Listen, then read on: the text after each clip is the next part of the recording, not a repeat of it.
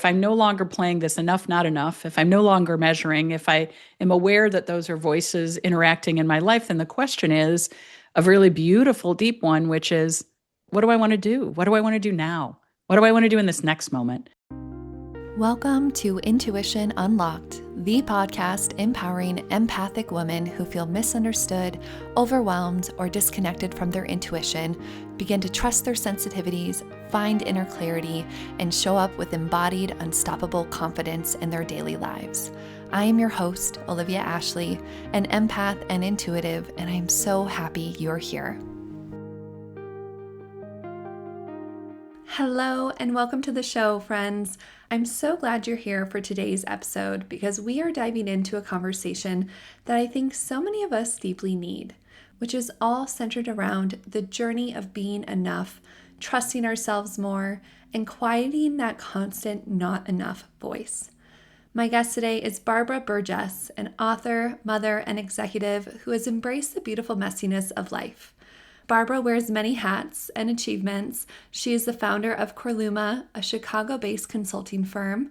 She wrote and performed a one-woman show called The Extraordinary Experience of Being Ordinary. And most recently, she released her first book, Enough, Finding Peace in a World of Distractions, Hustle, and Expectations.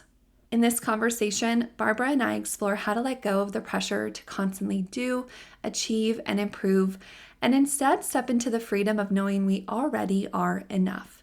She shares powerful tools and reframes on how to ditch the not enough voice and empower your enough voice using intuition, trust, confidence, play, and even adventure.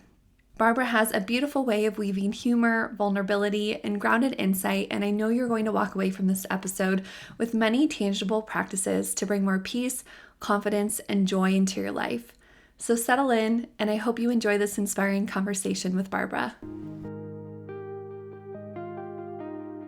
Welcome to Intuition Unlocked, Barbara. I am so honored to have you here. Thank you so much for this time today. Thank you. It's a privilege to be here, and I'm so looking forward to this discussion. Me too. Well, to begin, I would love to have you start by having you share a little bit about yourself and your journey to finding this heart-led life. Yeah, beautiful. Thank you. I think in some ways, if I reflect with what I know now, which is always hard to do, right, when you're in the moment, but looking back, I've always been sort of a seeker, but it was kind of like a seeker on the side, right? So going about the normal things, which is go to college, graduate, get the best job you can, do the next job. It was all about, from some ways, like just building the resume in whatever traditional ways, one does. And at the same time, in all of my part-time, I'm reading everything I can about everything under the sun. How are we here? Why are we here? Every world faith, every religion, every spirituality, every tradition, every metaphysics. And so that was a big part of that journey. And then there was a time when that was a little not grounded for me. And so I went more into kind of getting my feet on the ground, doing a little bit more personal development, reflection, all those kinds of things, but always in parallel to my work, right? And it wasn't until 3 years ago when I started my own business and left that job that those two became much more intimately connected rather than these separate pieces, because I left a company I'd been with for 22 years and decided to launch my own business, and not even fully knowing what that was going to look like, but starting with some really practical low-hanging fruit, because I do executive coaching and consulting and training and teaching and all those kinds of things. So that was obvious, but really having a strong desire to have that be spirit-led or led in a different way, led by those deep inside calling and voices, which I never thought I would be an entrepreneur. I never thought this is where I'd be sitting, but it ended up being such a beautiful opportunity to have that be kind of the northern compass, the true north for me. And so from a career perspective, I've done everything from, sell candy bars to Nestle Food and be part of the team that launched a B2B commerce for Granger Industrial Supply and all of these kinds of interesting things, and COO of a nonprofit, and et cetera, et cetera. At the same time, my passions have been in people and connecting. And, I try to bring that to whatever my work is. But leaving in the last 3 years and starting my own business, since then put out this book and, wrote and performed a one-woman show, and have just had so many amazing adventures that maybe were invitations all along, but I was finally ready to take them. I love that. What a beautiful journey. And I'm really curious as you've had so many hats and you've navigated so much and blended so much spirituality, but with also this very mainstream career. How has your own definition of success evolved through this journey that you've been on? And what role has intuition played in really shaping it or reshaping it as you've grown? Oh my gosh, that is such a powerful question. And what I was just reflecting on is how dynamic that question is for me right this moment, meaning I feel like it has its own life in the sense that, success was for me for a long time an increase in title on the resume, ideally more money, although moving into the nonprofit spaces, I chose some things there, right, as you know. But that radically changed over time. It radically changed when I started my business. Like I remember I was networking and building the business and meeting clients, and I ran across some people that I knew in past lives, and they asked all the traditional questions, right? Like, okay, so like, what's your list, and how many calls are you making, and da da da da. And it was very interesting because I had been so intuition led, like the whole business was intuition led, right? Like that was the whole point of doing it, that I would see these folks and it was almost like I was living on a different planet. And it just got me like, I kind of forgot that that's how I used to think and drive. And so for certain people, it was kind of hard to explain because I'd say, it's just not what I'm doing right now. And they're like, well, how are you getting your clients? Because my business was doing well. I was attracting things. I'm like, I go out in the world and I meet people and I serve and I care. And then I'm led to whatever the next thing is. And I try to do the most service and contribution I can there. And then it leads me to the next thing. And like it was hard for some of like the people I knew traditionally in past lives to kind of get their mind around like, that's how you could do business. Right. But for me, if I was going to launch this thing, I didn't want to do it any other way. Like the rest of it felt a little soul killing to me. It felt exhausting. It felt not on purpose. And so it's like if I couldn't do it this way I wanted, and I think in the back of my mind, I always had this sense that, like, gosh, it doesn't have to be this way. It could be a different way. We could blah, blah, blah, blah. But I had no proof, right? I had never tried it. I had never like been that radical. And then when I went out and started doing it this way and started getting results, I was like, oh my gosh, it was almost like I'm talking to this little girl inside me. Honey, you were right. Yay. That was possible. Good job. Keep going. So truly that beginning of that new business, it was fully led by intuition, which even that word is so, it means so many things, right? And I think we are at a beautiful place in the world where science is starting to meet these things we sensed and knew for some of us, because intuition is a lot of stuff all at the same time. Like we are learning that our bellies have, whatever it is, 500 million neurons. And we used to just think it was our head, and that our belly can talk to our head as much as our head can talk to our belly. We know that we are taking millions of bits of data as input at any moment in time. And so it's not just this out there, like, I think intuition used to get dismissed as this soft, fuzzy, vague thing. And like, no, no, no, no. We just haven't learned quite how to measure it as specifically. And I think that's what's really exciting right now is that no, it's a really grounded, practical thing, right? It's something I use in any meeting I'm at, in any coaching session I'm doing, and any time I'm training. Like it is the biggest gift and superpower. And when I'm disconnected from it, I'm less fulfilled, less satisfied, and the results aren't as good. Absolutely. That's incredible. I'm so inspired by you. And I really want to talk about your book, which is Enough: Finding Peace in a World of Distractions, Hustle, and Expectations. And I would love to hear what brought you to write this. So I think Mm. you've shared a lot about finding your way, realizing, okay, this doesn't quite feel well. And so I'm going to go out it my own way, and having this really beautiful unfolding, like this blooming within yourself of, Mhm. wow, I affirmed this is true and this feels good. So I would love just to hear your journey to birthing this book. Yeah.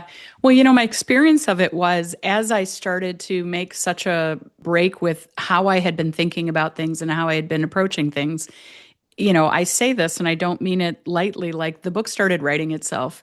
So I would have cracks in my schedule that weren't there before, right? It wasn't because I wasn't driving back to back to back to back, in that kind of more achievement mode, or go from this activity to this activity without any spaces to breathe or reflect or tune in.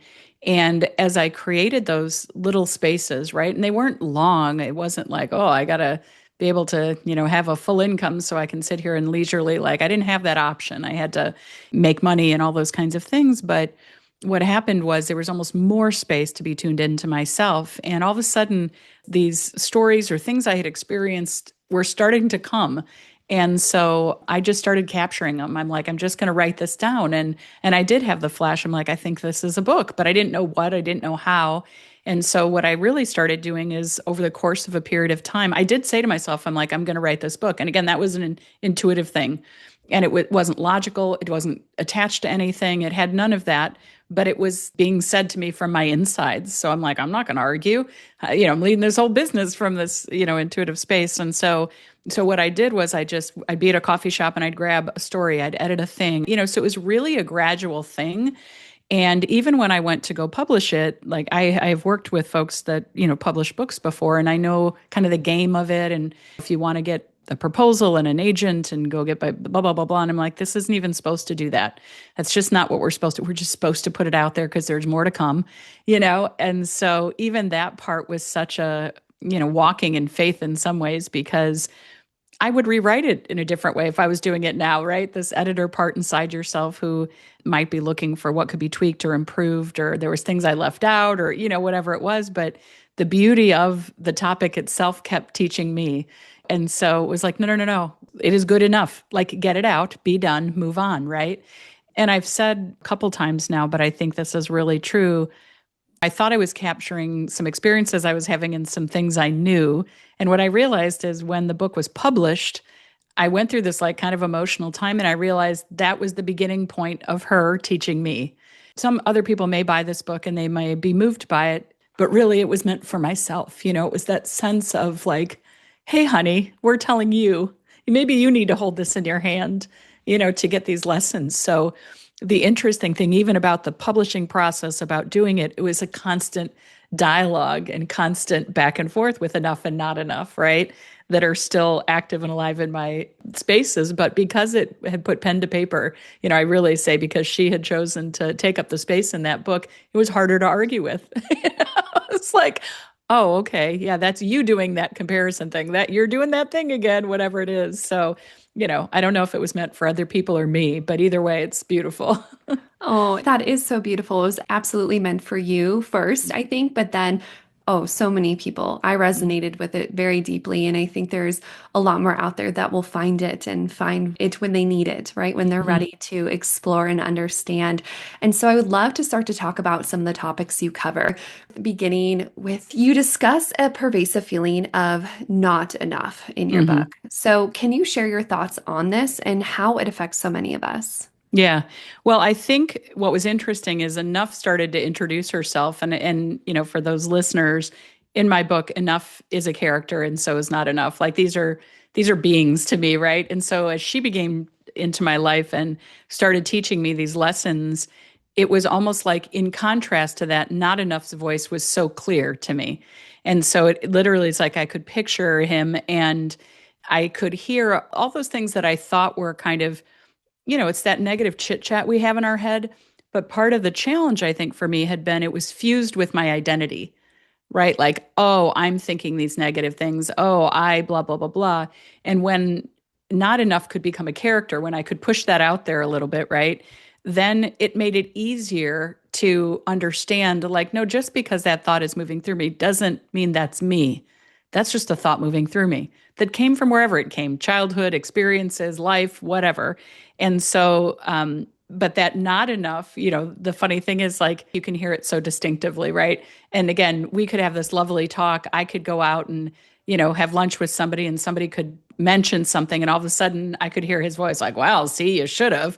If only you had da da da da da. Like it's literally this character, and having it be removed from my body a little bit and as someone else, it made it easier to hear the dialogue, but also not be attached to it and not make decisions that means anything. I could literally take the meaning out of it, like, oh my gosh, Not Enough. You are hilarious. Like he literally is to me. And I say sometimes in the book, it's like a court jester. Like he used to look like a businessman that I took seriously. And now he's like this goofy character that you just is so outrageous you can't take him seriously. And that helps me separate from that and not take it, oh, fine. So you had a negative thought and you criticize yourself, blah, blah, blah. Let's move on. It's not real. It's just a thought, right? Yes, that separation of self almost is what you did through your book of you gave them a face, a name, a Yeah. personality that you then go, wait, you're separate than me. You are a part of me. There's an aspect of it Yeah. that is me, but I can hear you and distinguish and go, I don't need to listen to you right now. And so I'd love to have you build on maybe sharing a few practical steps that might help us quiet this inner critic or this character that I think everyone should build of their not enough self. And where can we start to help us distinguish these not enough feelings? Well, I do think actually making it a character is a useful first step. The more that I have been talking about this and the more I'm realizing how much that became an active part of my life. And, other people have talked about this even with brain chatter, but give it a name. Even if you can't draw, imagine what it looks like. And I think that's a great first step because then as you hear that chatter, you can begin to attribute it to that character that you're building, which is not enough. And it, again, to your point, it helps pull that out from your insides and make it a separate character. But that's a great first step. I think when you find that you make that into a character, you have the opportunity to also do the same thing with enough. And for me, the step for that, so if we make not enough into a character, step two is looking for the moments where we have that sense of enoughness.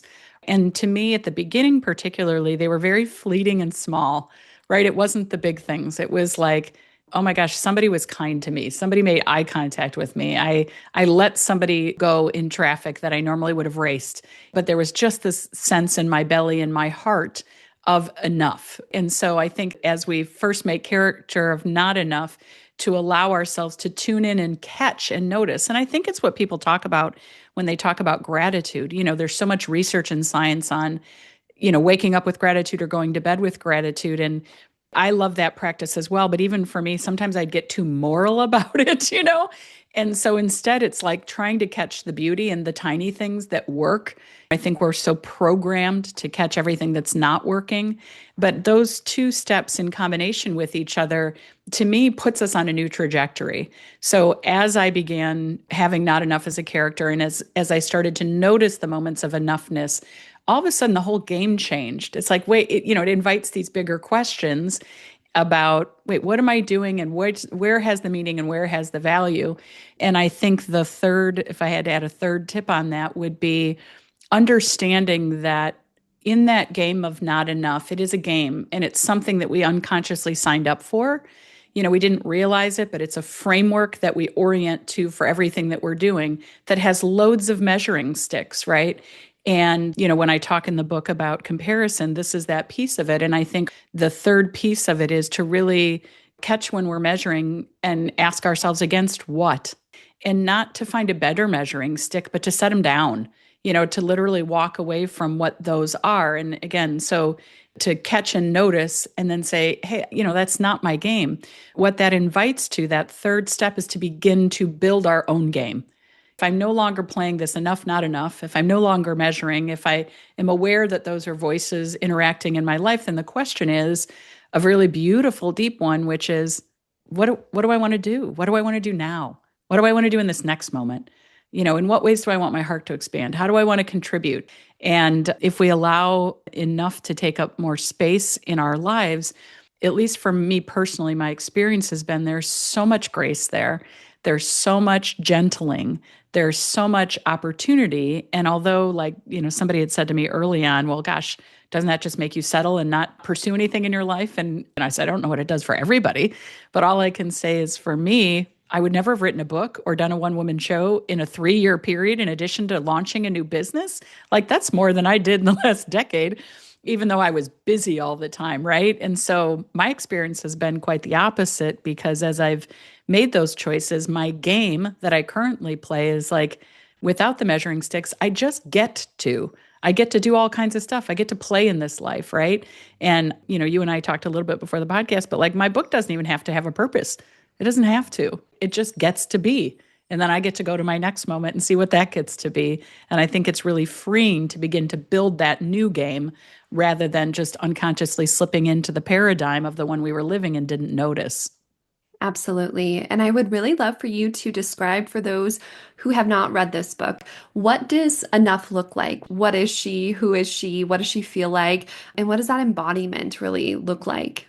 Yeah, well, I think I'll share the kind of first story in the book because it's what led me on this journey in some ways. And so, in a real short summary, what happened was I'm a mom and I had was cleaning out some closets and found some old sidewalk chalk and a, jar in the garage and set it out on my front sidewalk. And I just had colored a few circles. I was playing a little bit and then I just wrote, please write, chalk, or draw. It was just kind of a random invitation. And I was working at home in my laptop and was sitting up on the porch and I heard a little kid with his parent walking by and you could just hear like I'm a mom. So that kind of begging voice like, can we please, and the parent was obviously distracted a little bit on their phone, clearly probably had something else to do. And you just heard them slowly relent. It's like the kids could wear us down. And so they did pause and I heard this little boy just talking to himself while he chalked and it was beautiful. It was like, oh, a little blue here, oh, a little more there. But it was this rhythmic music that was just delightful. And then I heard the parents start to join in. Oh, honey, that's sweet. Da, da, da. And I couldn't hear the words. I heard senses of them. I couldn't hear the full dialogue, but it was quite beautiful. And it felt very sacred. I'm sitting on my porch. They can't see me. It's a deep porch, but I'm witnessing something beautiful, this moment between these two humans, right? And I didn't want to interrupt that. It just felt like beauty. And so it wasn't until I heard them, what I thought was gone, right? Walked down my stairs and jumped out in front just to take a peek at what he had done. And I had made assumptions. This was a little kid, right? So I'm thinking, okay, he's made a scribble that's probably like a dog that only a parent might recognize, like I'm sure it's something random. And when I got down to the sidewalk, I was stopped in my tracks and I'll be moved again thinking about it. But he had taken these colorful circles I had made and he had put rings around them like planets.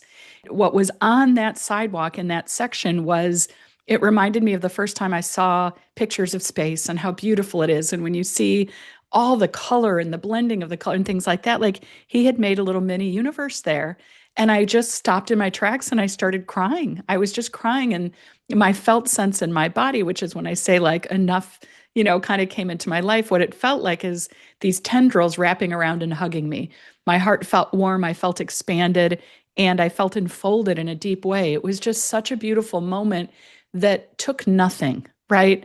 I took stuff that was literally clogging a space in my house and put it out with a sentiment. And that launched this beautiful thing that's still like, as we're speaking, this is multiple years later, the chalk is out on our front sidewalk right now. And when I go out there, I'll see something new that somebody put on there and it's hearts and love and professions and all kinds of stuff, right? So it turned into this whole experience, but that one's the one that cracked me open.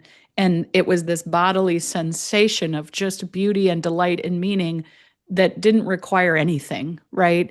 And once that happened, it was like I couldn't stop noticing all these other moments like that. I couldn't stop, noticing someone being extra kind than they didn't have to, or all those pieces. So when I had that felt sense in my body, I could notice it more quickly when it was happening. And these were moments that were probably happening to me before, but I just wasn't tuned in on the inside to how incredibly special they were.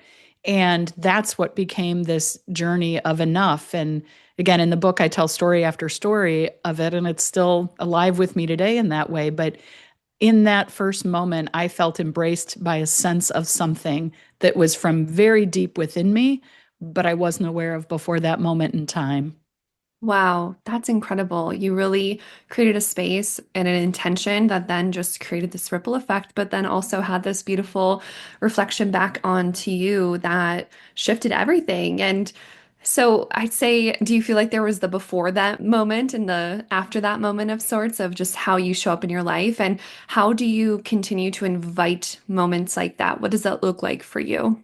Yeah, there's definitely a before and after. It's funny because there's times now I will wake up and for those of you working a regular job, this may be a little hard to grasp, but like I don't know if it's Wednesday or Friday.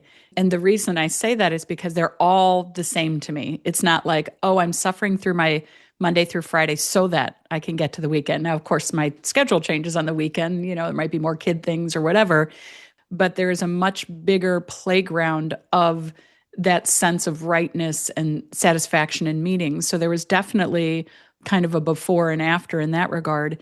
But to your second point, I carry the book in my bag and I don't have to open it up, but I see the title and it reminds me to scan for, right? Like I think that's the thing now is again, let's just imagine she's a character that was here riding along, but I didn't know. And she, introduced herself at that moment. She's around all the time. And instead, it becomes a game of noticing her, right? It's like, oh, here I am peeking from over here. Oh, here I am. The class that I just taught for 2 days, these sound small, but the class was wonderfully engaged in asking questions. And what I loved is I could help. There was these places where it wasn't even on our agenda. It wasn't what we planned to do. It wasn't in the curriculum, but we went off on these tangents and I could serve and contribute. Like that is her in action. But in the old days, I probably wouldn't have been the same in my body in those moments. I might have answered it, but I might have been in my head, not my heart.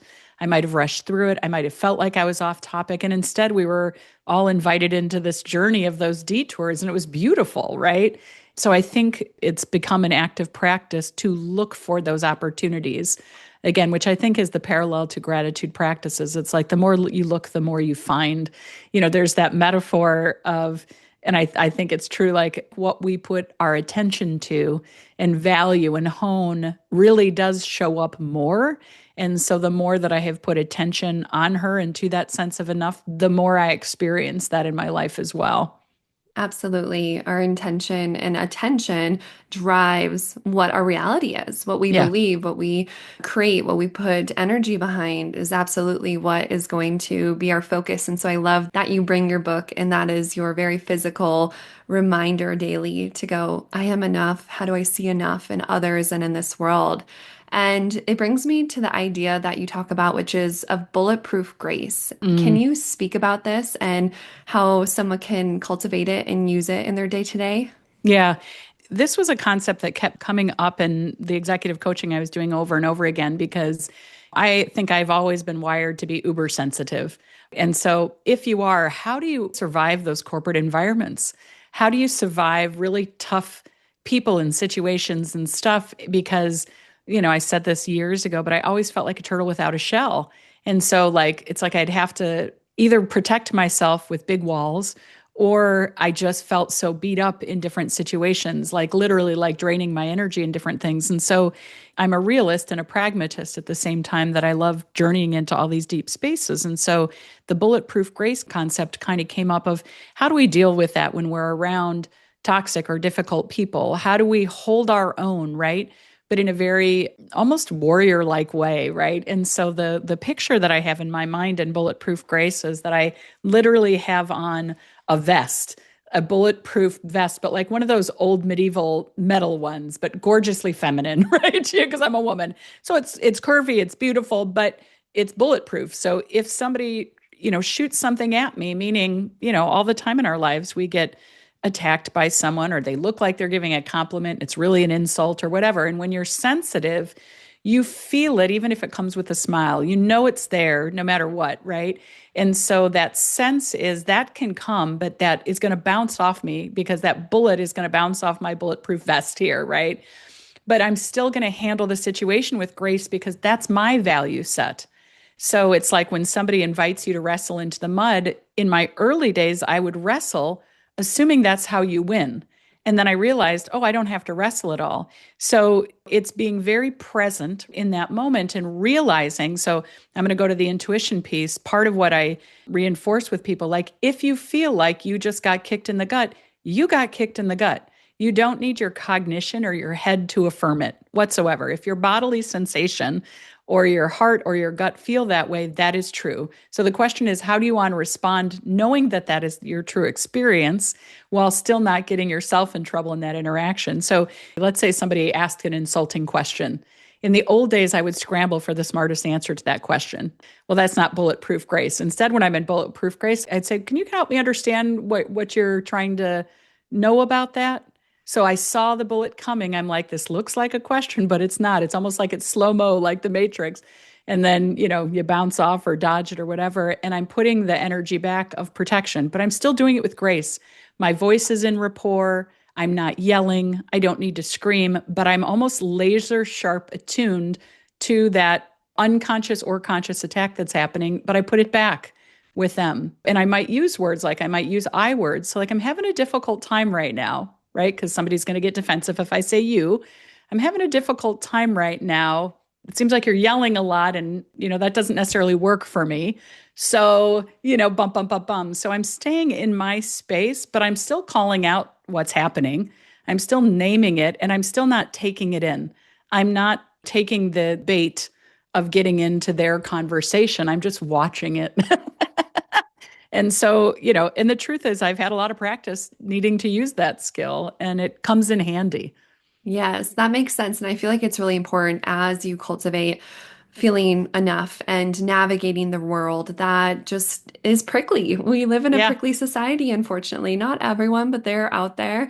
That it's important that we can maintain our sovereign space and our grace Yeah. as we navigate it. So that was really helpful. And I'd love for you to build on that and talk about the concept of small nose and big nose and Mm. how understanding this distinction can help us establish meaningful boundaries without guilt or just we have a plan in place. Yeah, I think there's so many beautiful books about boundaries in different ways. But what I found for myself in this experience I was having was as I began to honor that sense of enough, as I began to set up like a whole new model and game and framework for what my life was, I realized I was expending my spiritual, emotional, psychic, cognitive energy in places that didn't make sense. And it more came out of routine or habit or external expectation and things like that. And there, I would have considered myself, quote unquote, a nice person, whatever that means, right? But in that, it didn't mean that I was, again, taking care of where it's best used for my energy to go at any moment in time. And so I needed to learn how to say no to things. I got good at saying no, and these are what I call the big no's. So if I was with somebody, like maybe in one of these bulletproof grace moments where somebody really violated a boundary or really did something that I found that ran against my value set, I had learned to rally myself and call it and separate or whatever that was. That was the easier part, which was ironic, right? Being kind of somebody who historically hadn't been as assertive. What was hard were the small no's, right? And again, we innocently do this to each other all the time. Like somebody might invite me to an event and say, "Hey, I've got a free ticket to this. Do you want to come?" All I would do is check my calendar. If I was available, then the answer was yes. It was never an answer that was steeped in whether or not that was a good use of my time or resource. It was they're offering me something. I'm not busy, therefore I should take it. And I realized that was just your life gets filled up with calendar and obligations and all these things that are small yeses that crowd out space to do what you're meant to do. And so instead, I had to learn to say the small no's. And so somebody might invite me to an event and I'd say, no, but thank you for offering. Because it was genuine, the thank you, right? I love being thought of. I love that anyone in my life would consider wanting to be near me and that they would reach that invitation out. But what was interesting was as I began to do that, and particularly with people that I had known for a long time, they would ask things like, why do you have a conflict? And I had to learn how to respond to that. So the title of that section is Beautiful Boundaries, Zero Apologies.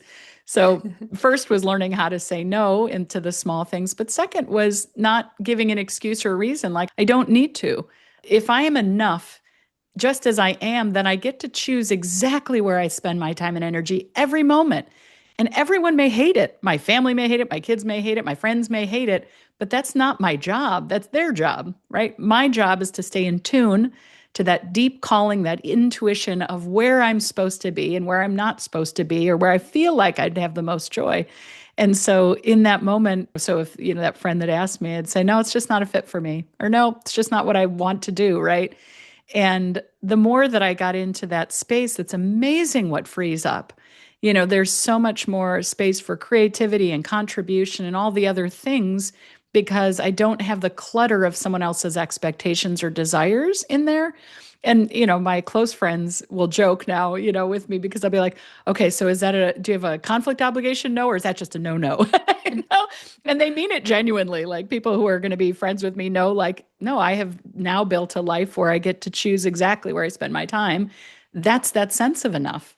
If I'm going to cultivate enough, it's not just enjoying these beautiful moments, it's choosing where I'm going and not going. Again, psychically, emotionally, cognitively, and being okay saying no.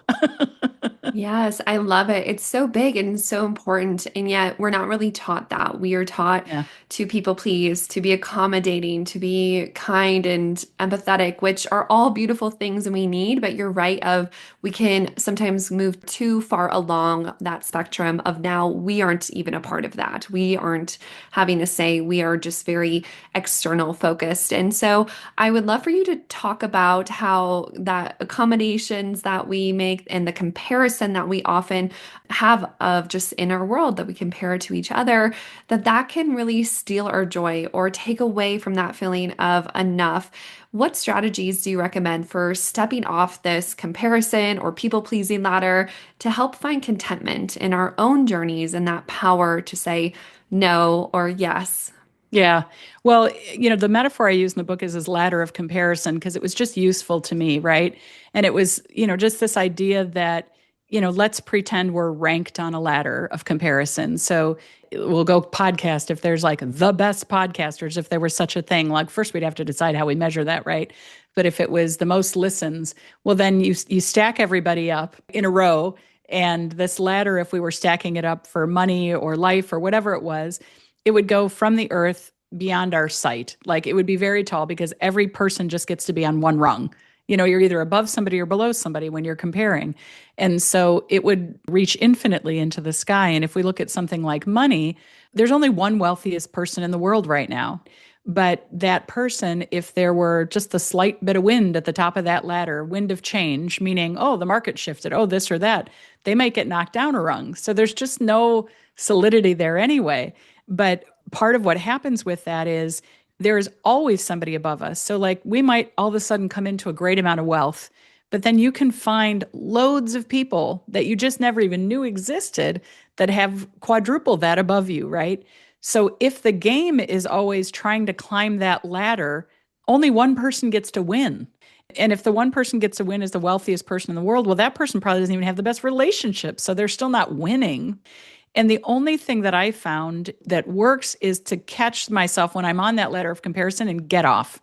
So it's really kind of that binary for me. This is not one where there's nuance. Now, I say that there are comparisons that I know that, I've never been a super competitive athlete, but I have observed tennis players who go at it and compare them strokes and watch the videos and leave it all on the court, but shake hands at the end. I think that's a lovely way to compare. Again, it's just not what I tend to do. What comparison becomes for me is not enough with his megaphone, screaming, look at them, look at them, look at her, look at whatever. And so when I catch myself in a comparison, I literally say, okay, let go. Like literally imagine my hands hanging onto the rungs of ladder and I let go and get off. And then there's usually something tender to be with, right? There's some sense of not enough there that hadn't emerged before that point or whatever.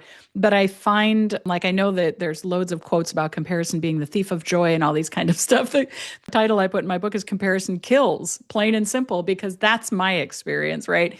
Is when I'm doing that kind of comparison, the big C comparison, it all of a sudden, like, I don't feel motivated. I'm no longer in my space of joy and happiness. I'm no longer contributing. I'm no longer whatever. Like it just sets me back and down. So why am I doing it? I think when I was younger, I used to think that made me more effective. Oh, if I compare myself to them, then I'll be better at this. And I just find for myself, it's not effective. I'm measuring myself against them, not being with myself in a deep and profound way. It's literally disconnecting from intuition. As soon as I've started comparing, I'm no longer within my internal sensings and knowings. So truly the only thing that's worked for me is stop. It's literally like stop, step away. And I might need some time. I might need some nature. Might need some music. I might need a call with a friend to kind of remind myself who I am. And then I'll be back at it. That's amazing. And that's so powerful. I love that visual. It's a really tangible way to look at that spectrum of comparison and go, wow, okay, when you set it up that way, that's really not great. And it's losing so much of the spectrum, like the holisticness of beings, if we're just comparing with one certain thing.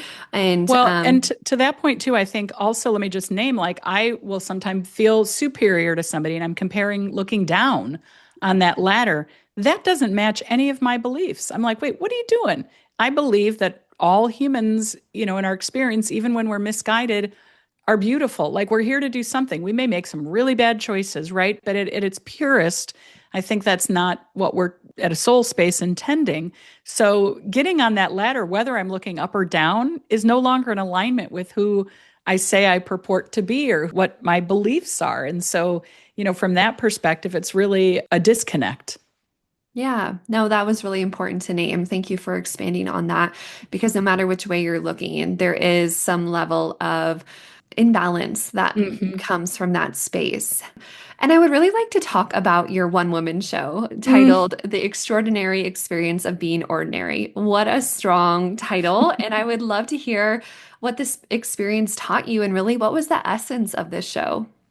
What's interesting is the setup of the show is there's me in this life with all of my history, what I've lived, the choices I've made, et cetera, including in the current state. But then there's this other me who comes from a parallel spiritual universe that is exactly the same as ours, meaning it has the same people, the same energy, the same resources, and all those kinds of things. The only difference between these two parallel worlds is that in theirs, they've made other choices. That is the only inherent difference. And so what happens is this other me has gotten permission, quote unquote, to visit from their reality to this one we're in and to just have some commentary and observations. And so there's parts of it that are, more on the funny side where it's like we look at some of the things we do from their perspective and none of it makes sense. So she'll go into these things about body and money and resources and all these things. So for example, her that's visiting talks about like in their sphere, if in their area, let's say you have a belly that's rounded, and here we'd be like, oh my God, I got to get that off, and I'm so fat, this and that. We'd make all these criticisms, which is the self that's me that's here does, right? And what she demonstrates is like, oh, it's fantastic. Like, look, I was able to grow this and it's soft and it's rounded and I can touch it and it's better than a teddy bear. Like, there's just a totally different viewpoint. And even in their world, they don't use money in the same way and they don't have jobs defined in the same way. In that reality, it's like everyone does stuff. They do what moves them and they're invited to do, and everything's covered. It's not like they had to do it any different way because our natural state in that realm is they recognize when they give and contribute, their heart expands, they're healthier, everything works better. So they look at us and are like, why do you do it that other way? That doesn't even make sense. Like, it's bad for your health, it's bad for your system, it's bad for your body. Like, that's kind of confusing to us. So the whole show is this kind of commentary back and forth. And there's a bell I ring when I'm shifting between the two versions of me. But from a personal perspective, it was the most raw, outrageous thing I've ever done because here I am on stage talking about myself, revealing all my vulnerabilities, sharing my spiritual beliefs, all that kind of thing in front of, an audience of 80 people. And it was wild. It was a little bit of an out of body kind of thing in the sense that after that, I had that sense of like, gosh, if I've put all that out there, like, why would I not do anything else? It's like it was an invitation in some ways. And that was one, you talk about intuition, that truly, truly wrote itself, meaning I was sitting in a coffee shop, this thing started coming. I started typing it down and I was like, that's weird. And I set it aside. I was out on a walk. I'm in Chicago along the lake a couple days later, and all of a sudden it's back in my head and I had to hit record on my phone. I'm like, what is this thing? And in my picture, I saw it as a performance. But at the same time, I'm like, I have no intent to do that. Like, what? And it finally like kept coming so strong that I'm like, okay, fine. I guess I got to do this thing. Like it was not like, oh, I think I'll plan a one woman show. What should the agenda be? I can't wait to be revealed and have my body out there on display. And like, no, not at all. It was all intuition at that level, but it was such a empowering experience to take the risk and do it. And what it really values in the title is we think we're supposed to be something else or someone else, but these extraordinary moments of being and coexisting, that's the gold, that's the jewel. Just all of the people even being in the theater that night together is the treasure, right? So there is a kind of loose link back to the enough concept.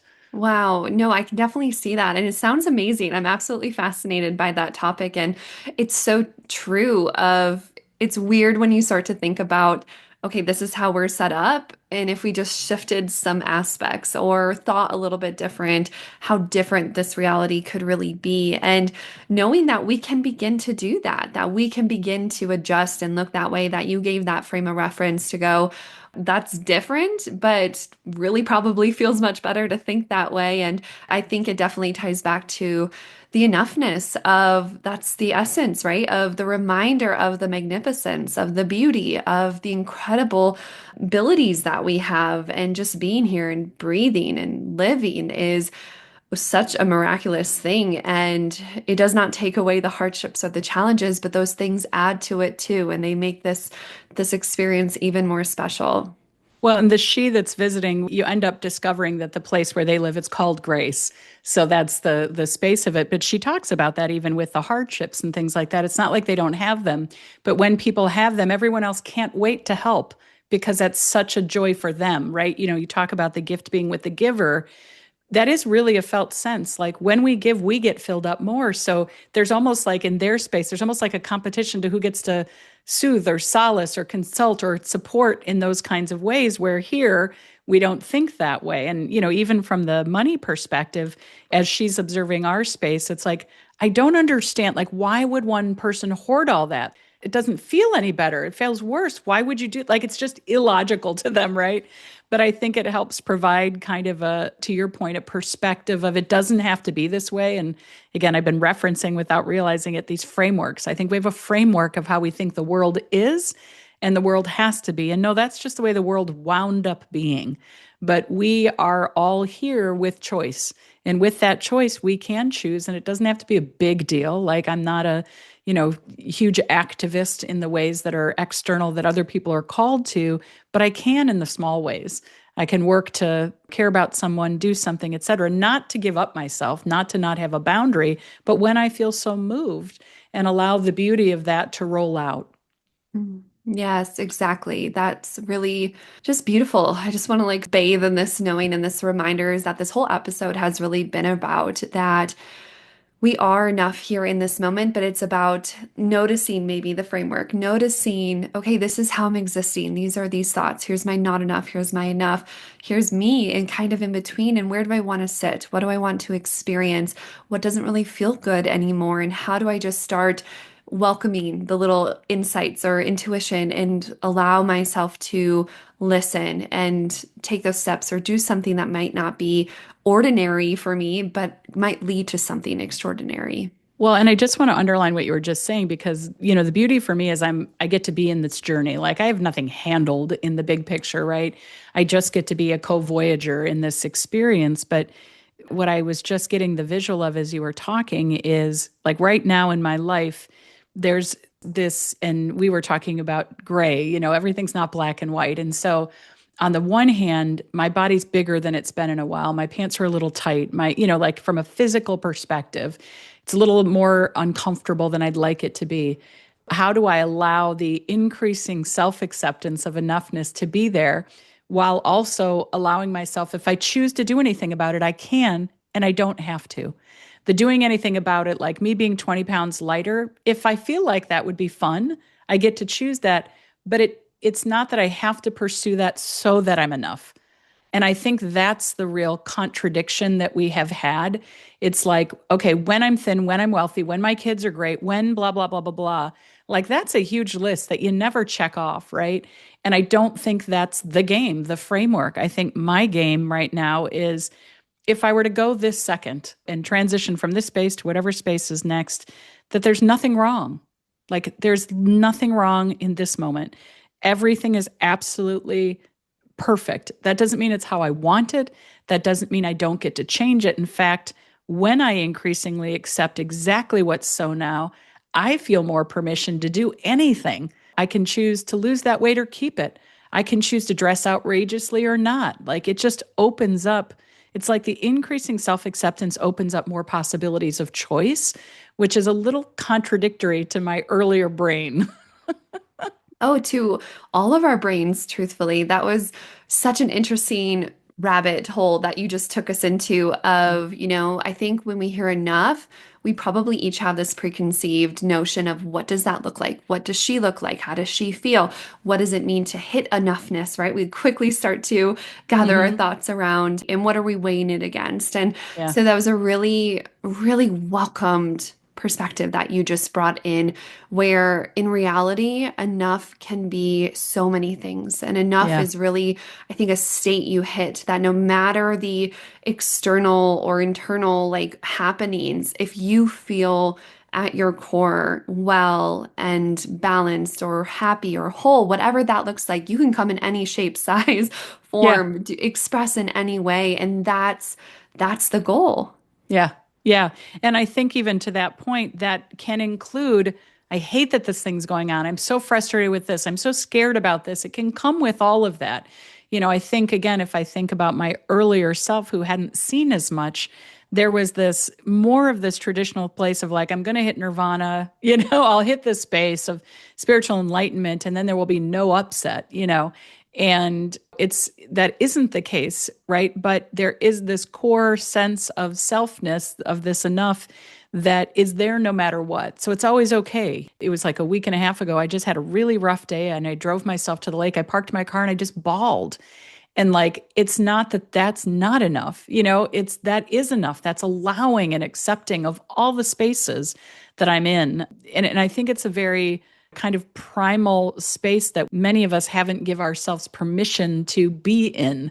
That is kind of that increasing acceptance of myself and what's so without, I think, again, to your point of preconceived notions, sometimes people have asked me, like, well, isn't that kind of settling? I'm like, oh, God, it's not settling. I don't think. I think it's the opposite of settling. It's a radical experience of choosing versus settling. I think I settled for decades of what the world expected me and what I saw out there that I was supposed to do. I think that was settling.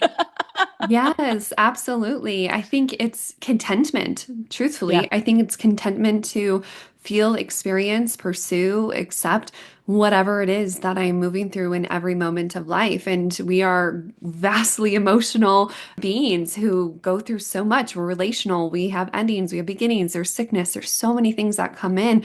And it's yet I'm okay through it all somehow. Yeah. I'm Yeah. learning, I'm understanding, I'm witnessing, I'm falling apart, I'm coming back up, all those in betweens. And I find that so refreshing. And something else I wanted to bring up that I find and adore so much about you is that you describe yourself as someone who's still figuring it out. And I Yeah. think that's an incredible way, and more of us need to be willing to show that vulnerability. And that's part of the fun of this life. How has this mindset helped you, or what has this brought to you when you've really accepted this? I'm figuring it out. Yeah. Well, first, I'm just moved. As you were saying that, I got teary of thinking about, and I think this comes out of experiences I've had with other folks and, having been around and met other authors and experts and things like that, and getting behind the scenes to coach with people. When people act like they have it figured out, there's usually something underneath the hood there that's not great. And so that actually makes me feel less secure around people when they're like, oh, I got it handled, right? And I'm like, well, you got something handled, but it makes me insecure compared to people who are willing to sort of share the bumps, the bruises, the whatever. Like we talked about this with parenting and things that way. Like, no, no, no, it's hard right now. This is rough. This is what's working. This is what's not working, right? But I think that mindset of being just one of the fellow journeyers on this has allowed the book to teach me. And I think what I've gotten is I get to use these frameworks and I don't have to be limited by them. I get to be with other frameworks. I get to bounce them up against my deep, deep intuition and say, is that right for me right now? Like I get to do that. And I was thinking as you were talking, like how much life has become less of a thing to achieve and more of a playground. The rules of what I need to and have to do have loosened so much, right? So as I have given myself the permission to sort of not have anything handled, to just the book is just an expression and experience of my experiences. And what I have found is in addition to me feeling freer, I have friends that will joke like, don't get around her if you have any idea, because it's probably going to happen. But I think it provides a great deal of permission for other people too. If I don't have it handled, well, gosh, you don't have to have it handled. Nobody has to have it handled, but we can still create beauty and contribution and creativity and service. We can still not only still do those things, we could do much more because we don't have this other measuring stick. So for me, it has given me loads and loads of permission to play. Oh, I love that. That's so amazing. And I think that's such an important shift. I know a lot in the spiritual realms, we talk about understanding this is just a game and we're here to show up and you get to make choices. But I love shifting that to this is a playground because that energy brings something absolutely different. And I think it tends to that inner child, to that creativity, to the force within all of us that really wants to come here to express and to experience and to be given the like I saw someone handing me a ticket, like giving me the ticket to go, okay, you made it, you're here. Now go have fun. And you get to Yeah. build and imagine and support and have community and all these things, but it starts with us and just making that decision. I love that visual of the ticket. I think that's so beautiful. And what it made me think of is I've had this visual for a while in my mind, probably a decade, but it's the difference between sort of the quote unquote God I was raised with, in a faith versus what I believe might happen at the end. And I remember this even with my kids when they were little. I said, what I believe at the end is I'm going to get there. And if there is such a thing called God or love or life force or however you want to define it, that what they're going to say is, so what'd you think? How'd it go? Where my upbringing was more like, all right, let's measure your sins against your successes and let's figure out if you're going to heaven or hell, right? That was the little kid one. But this one's much more of a curious entity asking me what I thought about what I chose. And again, I think that is in that permission to play. And it's like, oh, well, this was hard and this one was fun and this one was, and again, I think about kids on the playground like, no, they climb up that slide. And sometimes the slides from my childhood, they're hot and you skin your knee and then you swing and then you fall and then you do all those kinds of things. It's not like, oh, I'm floating in bliss the whole time, right? But the adventure of it is what the kid enjoys. They enjoy all the parts of it. And I think that's what, quote unquote, I hope that my God says at the end of days is like, how to go. I got such goosebumps when you shared that information. And I really just saw not only like that expression of like, yeah, how to go, and they're excited, they want to talk to you, but all these other people around you just like in support, like, whoa, you did it, you made it. Like, Yes. oh, welcome back. Let's talk, let's commune. Yeah. But there's no like oh, we're going down to the seven layers of hell and you're Yeah. just gonna burn. It's really, yeah, it feels so resonant, at least with me, of I love to imagine that and have that as a belief system of they're just there to invite you back and say how to Yeah. go. Let's hear your story and Yeah. talk about it. Yeah.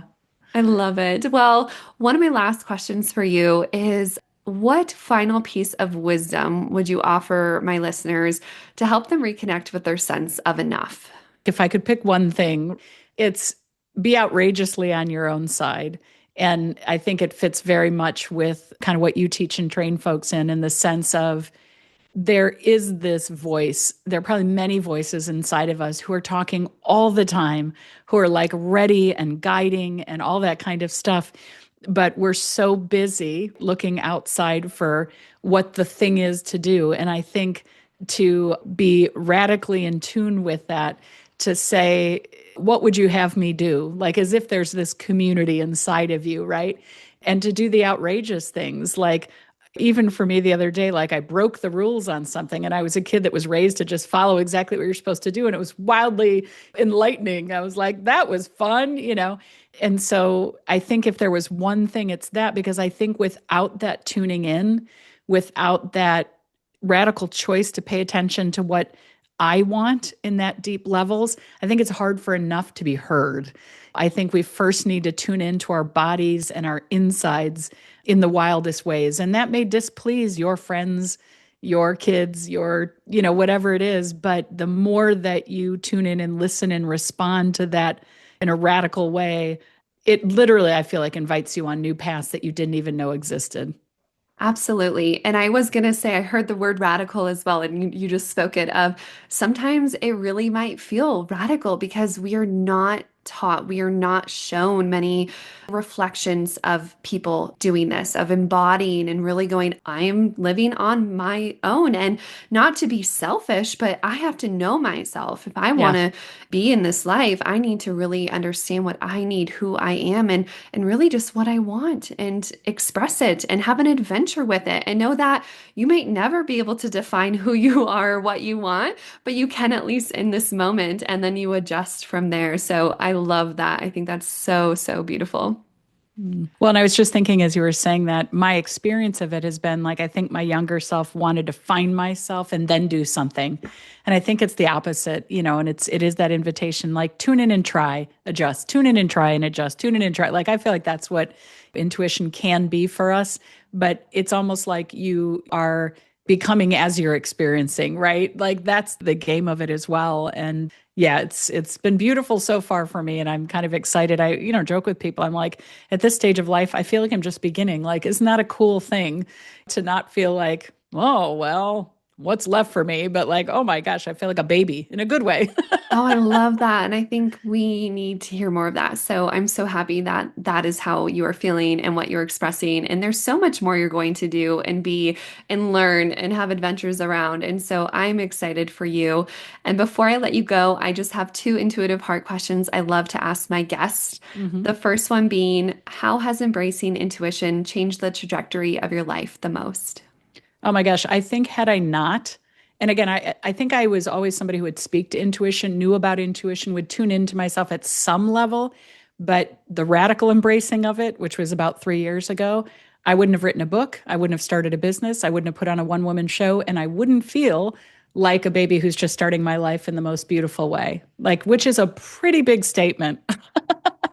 Yes. I mean, you've lived so many different lives and you've had beautiful careers and all these experiences, and you've, I'm sure, changed so much in who you are and what you stand for. But yeah, to hear from you to say, I'm just starting, right? I'm Yeah. just beginning again. And to attest it to intuition, I think is just speaks volumes of the inherent power we all have within us and that we get to explore with and just have as a friend. I almost wonder what it would be like to have your intuition be a character of sorts, of if you could Yes. name her or create her, or what does she feel like, and just explore that.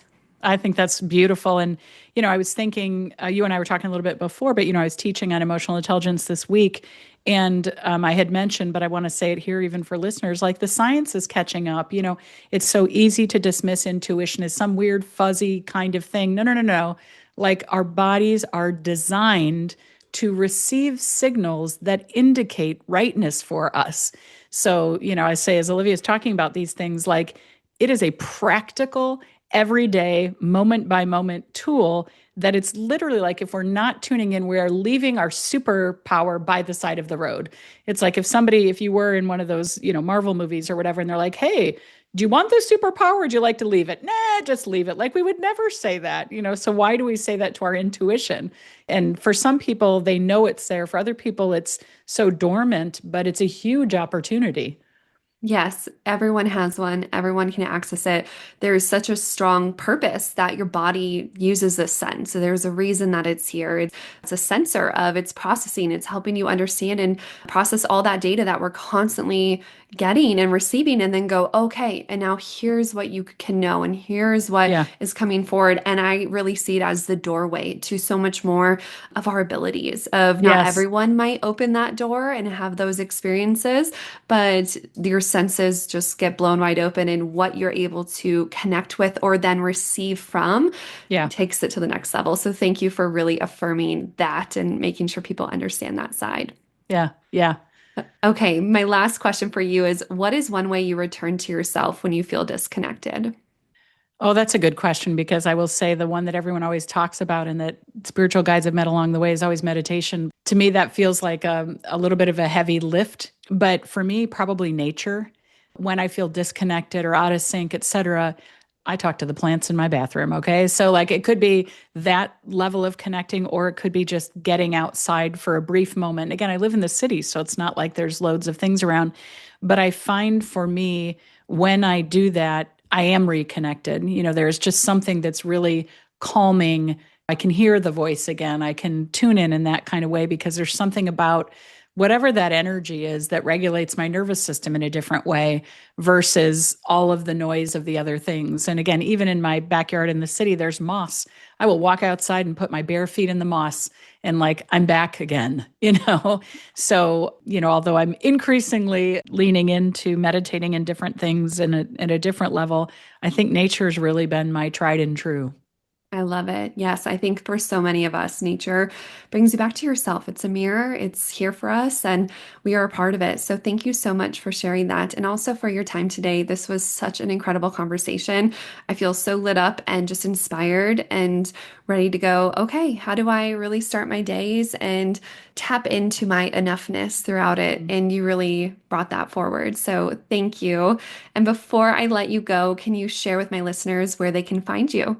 Yeah, beenough.com, enough.com is a landing page on my website that has information about the book, and you can sign up for, kind of a weekly little tip of inspiration. And the book's available on Amazon and Barnes and Noble and all the other spaces online where you can buy books. Amazing. Thank you for doing the work you're doing and for being who you are and willing to explore and listen and create. It's absolutely wonderful. And I enjoy this conversation so much. Thank you. Appreciate having me on. Thank you for joining me on Intuition Unlocked. If you enjoyed this episode, be sure to subscribe so you never miss a moment of insight, guidance, or intuitive inspiration. To dive deeper into our community and get access to exclusive content, head to my website at www.olivia-ashley.com and subscribe to my newsletter. You can also connect with me on Instagram at wildlyolivia for daily inspiration and updates. Remember, your intuition is your superpower. Trust it, nurture it, and let it guide you. Until next time, I'm Olivia Ashley, and I can't wait to connect with you again.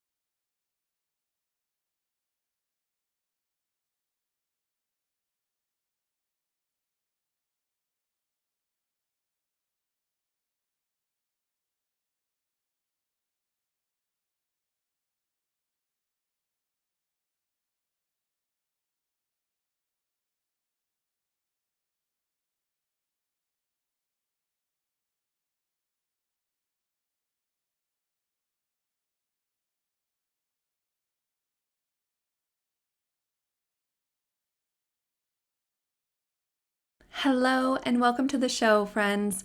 I'm so glad you're here for today's episode because we are diving into a conversation that I think so many of us deeply need, which is all centered around the journey of being enough, trusting ourselves more, and quieting that constant not enough voice.